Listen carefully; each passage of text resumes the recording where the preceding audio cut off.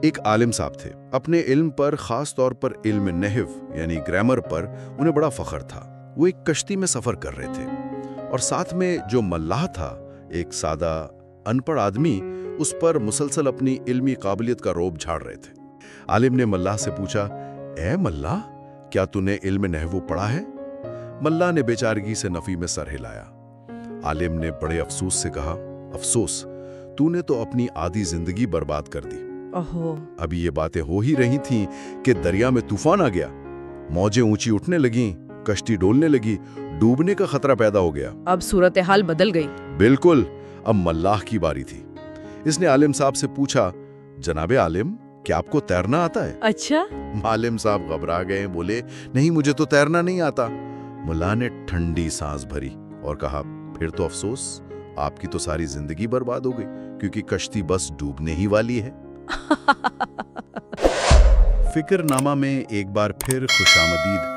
आज हम वहीं से शुरू कर रहे हैं जहां पिछली बार बात छोड़ी थी, गुलिस्तान सादी के बाग में। जी हाँ, वो दानाई के फूल जिनकी खुशबू आज भी ताज़ा है। बिल्कुल। तो आज हम कुछ और हिकायात देखेंगे, उनमें छुपे सबक, वो दानाई समझने की कोशिश करेंगे। और ये भी कि ये सदियों पुरानी बातें आज भी, मतलब आज की जिंदगी में कैसे हमारी मदद कर सकती हैं। सही। तो आइए पहली हिकायत का रुख करते हैं। ये एक ताजर के बारे में है जिसका सब कुछ समुंदर में डूब गया था। तो किस्सा कुछ यूं है कि एक ताजर था, बड़ा मालदार।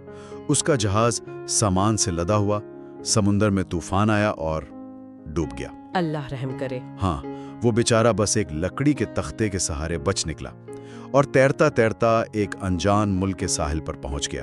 बिल्कुल अकेला, नई जगह। जी। वहां एक बादशाह हुकूमत करता था जो कहते हैं बड़ा इल्म दोस्त और इंसाफ पसंद था। ये ताजर शुरू में तो बहुत घबराया हुआ था, मतलब नई जगह, अजनबी लोग, जबान का मसला। वहां की जुबान सीखी, लोगों के तौर तरीके समझे और होते होते दरबार तक भी पहुंच गया और वहां अपनी जगह बना ली। देखें, ये सिर्फ एक बच जाने की कहानी नहीं है। ये असल में ये दिखाती है कि कैसे शदीद ज़रूरत, मतलब मुश्किल हालात, वो इंसान के अंदर छिपी हुई सलाहियतें जगा देते हैं, जिनका उसे खुद भी पता नहीं होता। जी बिल्कुल। और ये सिर्फ हालात से मुताबिकत यानी अडेप्टेबिलिटी नहीं है, ये इससे बढ़कर है। ये एक तरह का फाल इर्तका है। मतलब जैसे ताजिर ने सिर्फ हालात कबूल नहीं किए, बल्कि जुबान सीखी, आदाब सीखे, वो सिस्टम का हिस्सा बन गया। तो आज की दुनिया में भी जो इतनी तेजी से बदल रही है, टेक्नोलॉजी हो या मार्केट, हमें सिर्फ रद्द अमल नहीं देना होता, बल्कि फाल तौर पर नई चीजें, नई महारतें सीखनी पड़ती हैं आगे बढ़ने के लिए, वरना तो इंसान पीछे रह जाता है। वाह, ये तो यानी सिर्फ मुश्किल में सीखना नहीं, बल्कि मुश्किल को अपनी तरक्की का जरिया बनाना। जी। तो खुलासा ये कि जरूरत ईजाद की माँ है और इंसान मुश्किल में ही असल सीखता है। असल में सीखता ही मुश्किल में है। अच्छा, अब अगली हिकायत की तरफ चलते हैं। ये भी समुद्री सफर से ही मुतालिक है, लेकिन इस बार किरदार और सबक जरा मुख्तलिफ हैं। तो एक कश्ती थी, उसमें और भी मुसाफिर थे, लेकिन दो खास किरदार थे। एक अमीरजादा जो बड़े नाजो नैम में पला था, जिसने कभी मुशक्कत नहीं देखी होगी। बिल्कुल। और सबसे अहम बात, उसे तैरना नहीं आता था। दूसरी तरफ एक दरवेश था, सादा सा लेकिन दुनिया देखे हुए और माहिर तैराक भी। तजुर्बाकार। जी।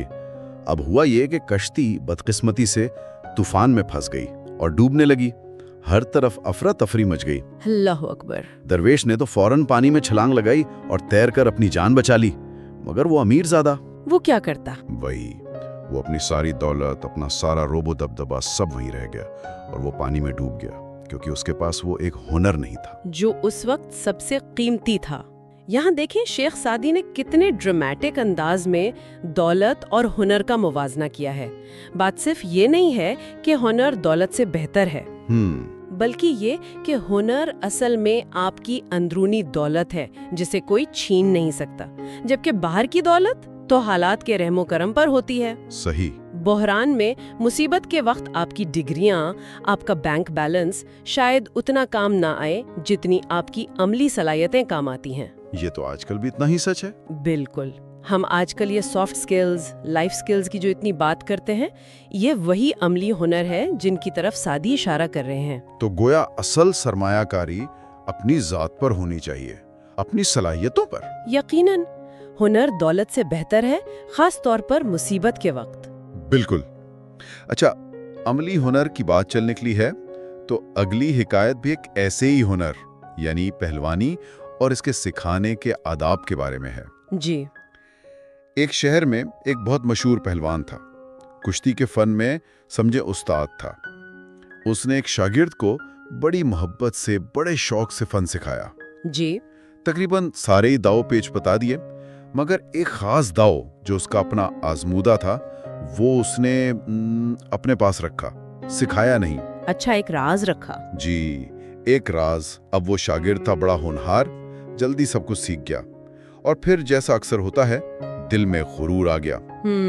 خود کو استاد سمجھنے لگا۔ ہاں، خود کو استاد کے برابر سمجھنے لگا، اور ایک دن اس نے بھرے دربار میں بادشاہ کے سامنے اپنے ہی استاد کو کشتی کے لیے چیلنج کر دیا۔ ہو، یہ تو گستاخی ہوئی۔ جی، استاد سمجھ تو گیا کہ شاگرد کے ارادے کیا ہیں۔ خیر، مقابلہ شروع ہوا۔ شاگرد نے جو سیکھا تھا سب آزما لیا۔ استاد بچاؤ کرتا رہا۔ استاد دیکھ رہا تھا کہ یہ کہاں تک جاتا ہے۔ بالکل۔ جب استاد نے دیکھا کہ اب شاگرد کے ترکش میں کوئی تیر باقی نہیں رہا تو اس نے وہی آخری داؤ جو چھپا کر رکھا تھا استعمال کیا، اور بس آنن فانن شاگرد کو چاروں شانے چت کر دیا۔ سبحان اللہ۔ یہ حکایت بظاہر تو یہی سبق دیتی ہے کہ بھئی اپنا سب کچھ ظاہر نہ کرو، کچھ بچا کے رکھو۔ جی، لیکن اگر گہرائی میں دیکھیں تو یہ اسٹریٹجک ریزرو کا اصول ہے، مطلب ایک حکمت عملی۔ اسٹریٹجک ریزرو یعنی چاہے کاروبار ہو، سیاست ہو یا ذاتی تعلقات ہو، ہر چیز، ہر پتہ میز پر رکھ دینا ہمیشہ عقل مندی نہیں ہوتی۔ صحیح۔ یہ بے اعتمادی نہیں، یہ ایک طرح کی سمجھداری ہے کہ آپ کے پاس ہمیشہ کوئی غیر متوقع چال، کوئی ایس اپ یور سلیو ہونا چاہیے، خاص طور پہ جب آپ کو لگے کہ کوئی آپ کو چیلنج کر سکتا ہے۔ بالکل۔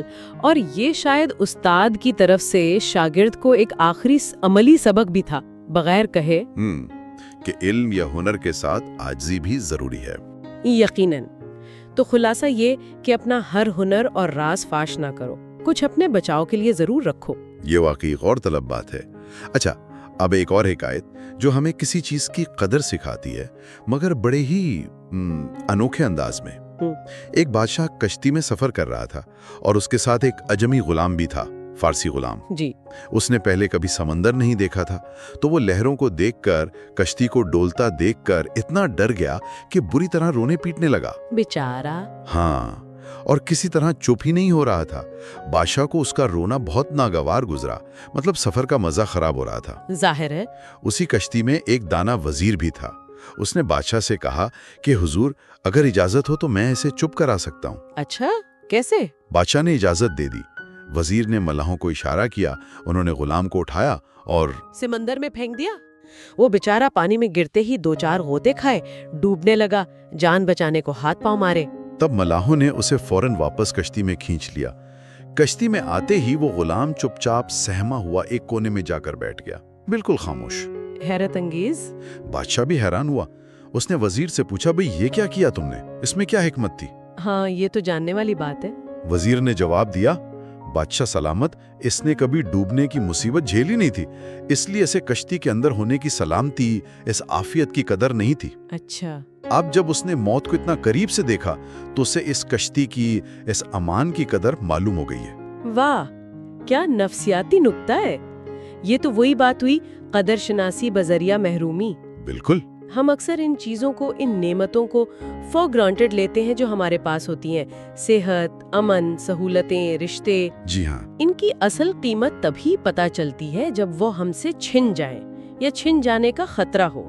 یہ صرف ناشکری پر تنبیہ نہیں ہے، یہ ایک نفسیاتی حقیقت ہے کہ منفی تجربہ جو ہے وہ مثبت حالت کی قدر بڑھا دیتا ہے۔ آج کل وہ گریٹیٹیوڈ جرنلنگ کا رواج ہے، وہ شاید اسی اصول پر ہے۔ بالکل بالکل، کہ جو ہے اس کی قدر پہچانو اس سے پہلے کہ وہ نہ رہے۔ تو سبق یہی ہے کہ عافیت کی قدر مصیبت اٹھانے کے بعد ہی معلوم ہوتی ہے۔ صحیح فرمایا، یعنی آرام کی قدر کے لیے تھوڑی تکلیف کا تجربہ ضروری ہے۔ اچھا، قدر شناسی سے بات چلیے تو اگلی حکایت ہمیں اپنی قدر پہچاننے یعنی خود احتسابی کی طرف لاتی ہے۔ ایک رات کا ذکر ہے، بادشاہ شہر میں گشت کر رہا تھا اور اس کے ساتھ اس کا ایک خاص مصاحب بھی تھا۔ جی۔ راستے میں انہوں نے ایک شخص کو دیکھا جو شراب کے نشے میں دھت پڑا تھا اور اولو فل بوک رہا تھا۔ مصاحب میں فوراً اس شرابی کو برا بھلا کہنا شروع کر دیا، اس کے عیب گنوانے لگا کہ دیکھو کیسا ہے یہ وہ۔ بادشاہ نے یہ سب سنا اور پھر اپنے مصاحب سے کہا، اگر تم اپنے عیبوں پر اتنی ہی نظر رکھتے جتنی دوسروں کے عیبوں پر رکھ رہے ہو تو تمہیں اس شخص کی برائیں کرنے کی فرصت ہی نہ ملتی۔ کیا بات ہے، ایک تیر سے دو شکار۔ ایک طرف تو صاف پیغام ہے کہ بھئی دوسروں پر تنقید سے پہلے اپنے گریبان میں جھانکو، جی، اور دوسری طرف اس میں ایک بہت لطیف نکتہ یہ بھی ہے کہ اکثر ہم دوسروں کی عیب جوئی اس لیے کرتے ہیں تاکہ اپنی خامیوں سے توجہ ہٹ جائے۔ خود احتسابی مشکل کام ہے، اس کے لیے ایمانداری چاہیے، ہمت چاہیے۔ دوسروں پر انگلی اٹھانا تو بہت آسان ہے۔ تو سادی یہی یاد دلا رہے ہیں کہ اصل ترقی اپنی اصلاح میں ہے، دوسروں کی تحقیر میں نہیں۔ اصل ترقی اپنی اصلاح میں ہے۔ واہ، یہ واقعی یاد رکھنے والی بات ہے۔ تو گویا اپنی اصلاح دوسروں کی تنقید سے مقدم ہے۔ بالکل۔ اچھا، اب ایک ایسی حکایت جس میں علم کے غرور اور عملی ہنر کا ایک بڑا دلچسپ ٹکراؤ دکھایا گیا ہے۔ ایک عالم صاحب تھے، اپنے علم پر، خاص طور پر علم نحو یعنی گرامر پر انہیں بڑا فخر تھا۔ جی۔ وہ ایک کشتی میں سفر کر رہے تھے اور ساتھ میں جو ملاح تھا، ایک سادہ ان پڑھ آدمی، اس پر مسلسل اپنی علمی قابلیت کا روب جھاڑ رہے تھے۔ علم کا غرور۔ جی۔ عالم نے ملاح سے پوچھا، اے ملاح، کیا تو نے علم نحو پڑھا ہے؟ ملاح نے بیچارگی سے نفی میں سر ہلایا۔ عالم نے بڑے افسوس سے کہا، افسوس، تو نے تو اپنی آدھی زندگی برباد کر دی۔ ابھی یہ باتیں ہو ہی رہی تھیں کہ دریا میں طوفان آ گیا، موجیں اونچی اٹھنے لگیں، کشتی ڈولنے لگی، ڈوبنے کا خطرہ پیدا ہو گیا۔ اب صورتحال بدل گئی۔ بالکل۔ اب ملاح کی باری تھی۔ اس نے عالم صاحب سے پوچھا، جناب عالم، کیا آپ کو تیرنا آتا ہے؟ اچھا۔ عالم صاحب گھبرا گئے، بولے، نہیں، مجھے تو تیرنا نہیں آتا۔ ملاح نے ٹھنڈی سانس بھری اور کہا، پھر تو افسوس، آپ کی تو ساری زندگی برباد ہو گئی، کیونکہ کشتی بس ڈوبنے ہی والی ہے۔ کیا جواب ہے!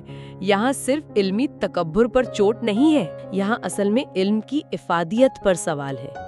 علم اپنی جگہ بہت قیمتی ہے، لیکن اگر وہ علم زندگی کی عملی حقیقتوں سے، ضرورتوں سے بالکل کٹا ہوا ہو تو وہ ایک بوجھ بھی بن سکتا ہے۔ خاص طور پر اگر وہ علم انسان کو عملی مہارتوں کو کمتر سمجھنے پر اکسائے۔ جیسے اس زمانے میں علم نحو کو بڑا اہم سمجھا جاتا تھا تو عالم کا طعنہ شدید تھا، لیکن ملاح کا جواب اس سے بھی زیادہ وزنی نکلا۔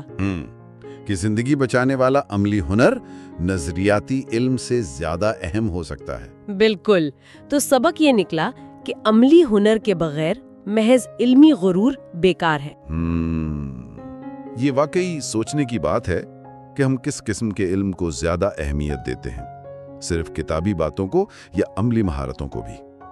اچھا، اسی سے جڑی ہوئی ایک اور حکایت ہے جو محنت کی کمائی اور دوسروں کی خدمت گزاری کا موازنہ کرتی ہے۔ جی۔ دو بھائی تھے، ایک بادشاہ کے دربار میں ملازم تھا، بڑا خوشحال ٹھاٹ باٹ سے رہتا تھا۔ جی۔ دوسرا بھائی اپنے ہاتھ سے محنت مزدوری کر کے روزی کماتا تھا، سادہ سی زندگی تھی مگر خوددار تھا، اپنی دنیا میں مگن۔ جی۔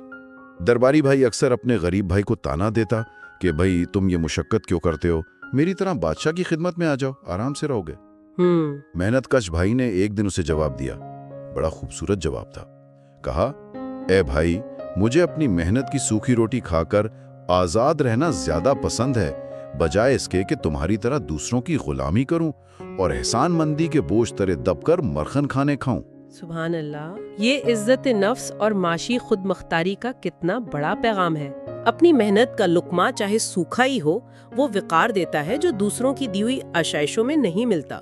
یہ آج بھی اتنا ہی ریلیونٹ ہے۔ تو گویا اپنی محنت کی کمائی میں جو عزت ہے وہ دوسروں کی غلامی میں نہیں، یقیناً نہیں۔ خودداری کا یہ تصور واقعی بہت طاقتور ہے۔ اچھا، اب ایک ایسی حکایت جو ہمیں نیکی اور عبادت کے آداب سکھاتی ہے۔ ایک صاحب تھے، مسجد میں بہت اونچی آواز میں قرآن پاک پڑھ رہے تھے، مگر ان کی آواز बहुत बेसुरी और करख्त थी। अच्छा। इससे दूसरे नमाजियों को जो इबादत कर रहे थे तकलीफ हो रही थी। हाँ, ये मसला तो होता है। जी, एक नेक दिल बुजुर्ग वहां से गुजरे। उन्होंने ये हाल देखा। वो इस शख्स के पास गए और बड़े नरमी से पूछा, भाई तुम ये जो इतनी मेहनत से तिलावत कर रहे हो, इसका तुम्हें क्या मुआवजा मिलता है? उसने कहा, कुछ भी नहीं जनाब, ये तो मैं बस अल्लाह की रजा के लिए कर रहा हूँ। बुजुर्ग ने फरमाया, तो फिर खुदा के लिए ये मुफ्त की जहमत दूसरों को क्यों दे रहे हो? क्या मतलब? मतलब ये कि अगर तुम वाकई अल्लाह की रजा चाहते हो तो ऐसा काम करो जिससे अल्लाह के बंदों को तकलीफ ना पहुंचे। एक और रिवायत में है कि एक बुजुर्ग ने ऐसे ही एक कारी से कहा था, अगर तुम खुदा के लिए पढ़ते हो तो खुदा के लिए खामोश हो जाओ। हाँ, बहुत लतीफ अंदाज में समझाया है। यहाँ इबादत में नियत के साथ साथ तरीके की अहमियत बताई गई है। जी, तरीकाकार। हाँ, मकसद कितना ही अच्छा क्यों ना हो, अगर आपका तरीका दूसरों के लिए तकलीफ का बाइस बन रहा है तो वो नेकी अपनी रूह खो देती है। ये असल में समाजी हसासियत यानी सोशल सेंसिटिविटी का सबक है। आपका कोई भी अमल, आपकी इबादत, आपकी नेकी, वो खला में नहीं होती, उसके असरात दूसरों पर होते हैं। तो अपने अमल के असरात का ख्याल रखना भी नेकी का ही हिस्सा है। यानी नेकी के काम में भी दूसरों की राहत का ख्याल रखना जरूरी है। ये बात अक्सर लोग भूल जाते हैं। अच्छा, अब हम चलते हैं सुल्तान महमूद गजनवी और उनके मशहूर गुलाम अयाज की हिकायत की तरफ। ये जाहिर और बातिन के फर्क को वाज़े करती है। कहते हैं किसी ने सुल्तान महमूद के जो वजीर थे हसन मेमंदी, उनसे पूछा जी कि सुल्तान के पास तो एक से एक खूबसूरत तुर्किस्तानी गुलाम हैं, फिर क्या वजह है कि वो अयाज पर इतनी मेहरबानी करते हैं, इतनी शफकत करते हैं? हालांकि अयाज शक्ल और सूरत में तो उन दूसरे गुलामों जैसा नहीं। हाँ, ये सवाल तो जहन में आता है। वजीर ने बड़ा गहरा जवाब दिया। कहा, हुजूर, आप जो देखते हैं वो जाहिर है, वो खाल है।